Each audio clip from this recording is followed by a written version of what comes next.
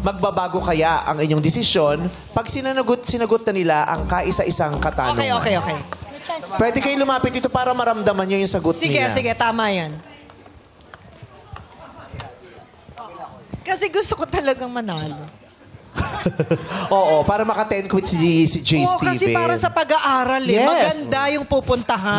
Mahalaga sa panahong ito lalo na. Totoo, ang edukasyon ng ating weapon. Yes. So Ate Marjorie Bernal, number 1, ito po ang katanungan.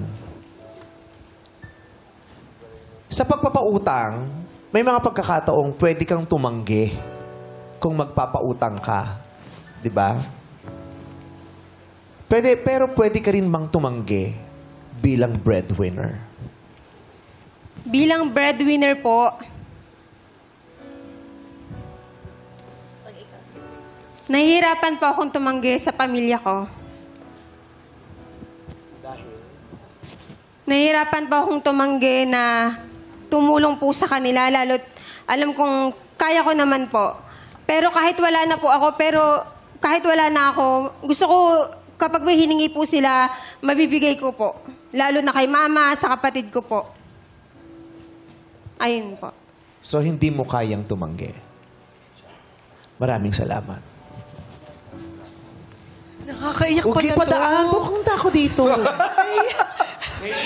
Naiiyak ako eh. Lagi ka na lang umiiyak. Pati trailer ng ibang movie, iniiyakan mo. Oo. Pati yung latarata. Pasensya na edad, okay? Okay. Number 2. Sa pagpapautang, may pagkakataong pwede kang tumanggi. Kung ayaw mong magpautang o feeling mo hindi niya deserve na pautangin. Pero pwede ka rin bang tumanggi bilang breadwinner? Hindi po ako pwede tumanggi bilang breadwinner. Gustuin ko man minsan, kaso hindi talaga pwede kasi kailangan kong ibigay yung pangangailangan ng pamilya. Mga gusto nila. Gusto kong matustusan yung mga pangangailangan nila. Kung ano yung hinihingi nila sa akin, gusto kong mabigay kasi mahal na mahal ko sa lahat. So yun. Hindi niya rin kayang tumanggi. Umiiyak ngayon yung baba niya. Pawis yun. Pawis pa yun. Kasi yung baba yung basa, hindi yung...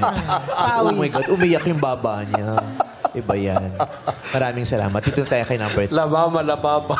Lababa. Babang luha yun. Lababa. Labasa. Latulo. Lalaway. Number 3. Sa pagpapautang, may pagkakataon na pwede kang tumanggi.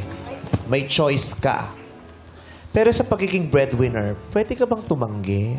Para po sa akin, hindi. Kasi yung pagpapautang naman po sa pamilya ko, parang pagbibigay ko na rin yon para sa isa sign ng pagmamahal po para sa kanila. Dahil kung eldest din po ako, so naiintindihan ko po lahat mga kapatid ko at magulang ko na ako lang talaga yung pwedeng tumulong sa kanila.